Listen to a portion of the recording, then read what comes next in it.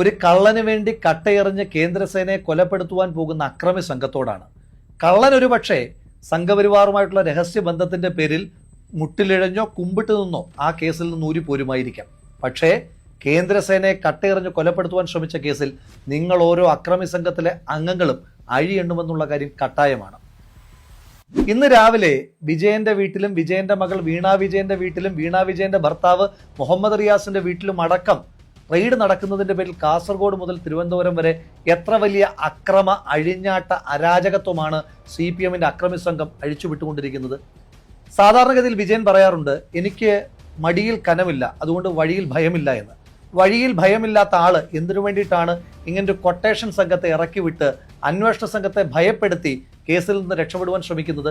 ഇനിയും കേരളത്തിന് ഇതുവരെ ബോധ്യമായിട്ടില്ലാത്ത, ഈ നാട്ടിലെ അന്വേഷണ ഏജൻസിക്ക് ബോധ്യമായിട്ടില്ലാത്ത ഒരു ചോദ്യം ഇന്ന് വിജയന് വേണ്ടി ആക്രമിക്കാൻ റോഡിലേക്ക് ഇറങ്ങിയ അക്രമി സംഘത്തോട് ചോദിക്കുന്നു.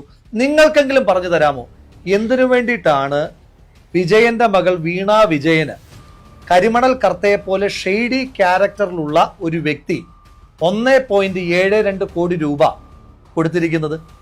എന്ത് സേവനം ചെയ്തതിന്റെ പേരിലാണ് വീണ വിജയന്, അന്നത്തെ മുഖ്യമന്ത്രിയുടെ മകൾക്ക്, കരിമണൽ കർത്ത മാസപ്പടി കൊടുക്കുന്നതെന്ന് നിങ്ങളെങ്കിലും പറഞ്ഞു തരാമോ? നിങ്ങൾ സമരവുമായി ഇറങ്ങുന്ന ചെറുപ്പക്കാരായിട്ടുള്ള CPM-ന്റെ അക്രമി സംഘത്തിലെ ആളുകളോട് എനിക്ക് സൂചിപ്പിക്കാനായിട്ടുള്ളത്, നിങ്ങൾ ജയിലിൽ കിടക്കും, നിങ്ങളുടെ അമ്മമാർ കണ്ണീര് കുടിക്കും മക്കളെ കുറിച്ചോർത്ത്. പക്ഷേ വിജയൻ അപ്പോഴും സ്വന്തം മക്കളെ വളരെ സേഫായിട്ട് പ്ലേസ് ചെയ്തിട്ടുണ്ട്.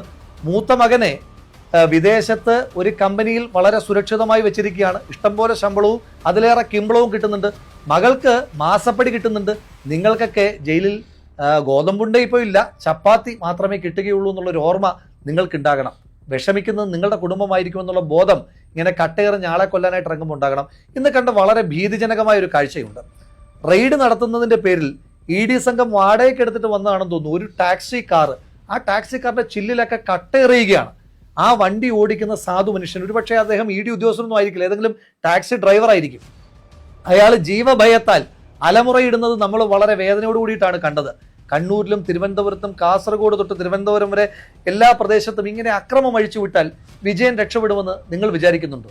വിജയനെ രക്ഷിക്കണമെന്ന് ആഗ്രഹിക്കുന്ന ആളുകൾ വലിയ വർത്തമാനമൊന്നും പറയാതെ ലളിതമായി പറഞ്ഞാൽ മതി, എന്തിനാണ് കരിമണൽ കർത്ത 1.73 കോടി രൂപ വീണ വിജയന് കൊടുത്തത്? അത് പറഞ്ഞാൽ കേസ് തീർന്നു. കേരളം ഒറ്റക്കെട്ടായിട്ട് ഒരുമിച്ച് വിജയന്റെ കുടുംബത്തോടൊപ്പം നിൽക്കും. ഇതിനെ ഇക്വേറ്റ് ചെയ്യാൻ ഉടനെ രാഹുൽ ഗാന്ധിയുടെ കേസുമായിട്ട് വരികയാണ്. രാഹുൽ ഗാന്ധിയെ ED ചോദ്യം ചെയ്തിട്ടുണ്ട്, ശരിയാ. രോഗബാധിതയായ ശ്രീമതി സോണിയാഗാന്ധിയെ ചോദ്യം ചെയ്തിട്ടുണ്ട്, അതും ശരിയാ. പക്ഷെ അതൊന്നും കരിമണൽ കർത്തയുടെ കയ്യിൽ നിന്ന് മാസപ്പടി കൈക്കൂലി വാങ്ങിയ കേസിലല്ല അവരെ ആരെയും ചോദ്യം ചെയ്തത്. അത് കേന്ദ്ര സർക്കാരിന്റെ വേട്ടയാടലായിരുന്നു.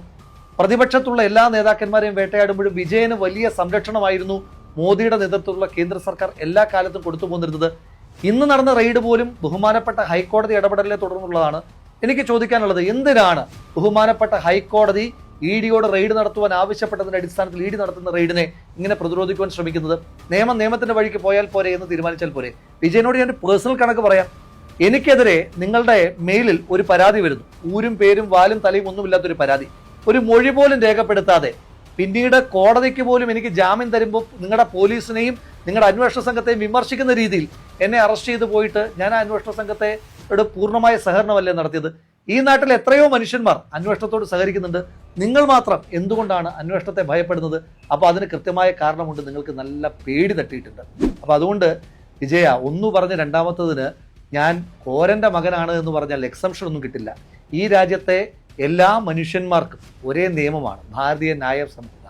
അത് കോരന്റെ മകന് കോരന്റെ ന്യായ സംഹിതയൊന്നും വേറെയില്ല. അപ്പം അതുകൊണ്ട് ഈ നാട്ടിൽ ഒരുപാട് മനുഷ്യന്മാർ കരുതി കൂട്ടി വെച്ചിരുന്ന കണക്കുണ്ട്. അത് നിങ്ങൾ ആദ്യമായി മഴുവെച്ച് കൊലപ്പെടുത്തിയ വാടിക്കൽ രാമകൃഷ്ണൻ തൊട്ട് പിന്നീട് നിങ്ങൾ കണ്ണീര് കുടിപ്പിച്ച ഒരുപാട് മനുഷ്യന്മാരുടെ കണ്ണീരിൻ്റെ കടം നിങ്ങളുടെ ജീവിതത്തിൽ ഇനി ബാക്കിയുണ്ട്. അപ്പോൾ ആ കടമൊന്നും വീട്ടാതെ നിങ്ങൾക്ക് ഈ ജീവിതം അവസാനിച്ചു പോകില്ല എന്നുള്ള നല്ല ബോധ്യം വേണം. അതുകൊണ്ട് ശ്രീ വിജയൻ, ഉളുപ്പ് അല്പമെങ്കിലും അവശേഷിക്കുന്നുണ്ടെങ്കിൽ ഇന്നലകളിൽ മുഖ്യമന്ത്രിയായിരിക്കുമ്പോൾ മറ്റുള്ളവർക്കെതിരെ പറഞ്ഞ ഏതെങ്കിലും വാചകം ഓർമ്മയിലുണ്ട് എങ്കിൽ നിങ്ങൾ അടിയന്തരമായി പ്രതിപക്ഷ നേതൃപദവിയും അതുപോലെ തന്നെ ധർമ്മടം MLA-യുടെ പദവിയും രാജിവെച്ചൊഴിയുകയാണ് നിങ്ങൾക്ക് നല്ലത്. അതല്ല എങ്കിൽ നിങ്ങൾ ഇന്നലകളിൽ മറ്റുള്ളവർക്ക് നേരെ എറിഞ്ഞ ധാർമ്മികതയുടെ ആ വാക്കുകൾ സ്വയം കെട്ടിത്തൂങ്ങിച്ചാകും എന്നുള്ള കാര്യത്തിൽ ഒരു തർക്കവും വേണ്ട. ക്ലീഷയായ ഒരു ഡയലോഗ് ഓർമ്മപ്പെടുത്തുന്നു, നീ ചെയ്തതിനൊക്കെയും നിന്നോട് ഈ നാട് പകരം ചോദിക്കും. നിന്റെ പ്രവർത്തികൾ ഓരോന്നും നിന്റെ തലമേൽ പതിക്കുക തന്നെ ചെയ്യും. മറക്കണ്ട, ഒന്നും മറക്കാൻ ഈ നാട് ഉദ്ദേശിക്കുന്നു.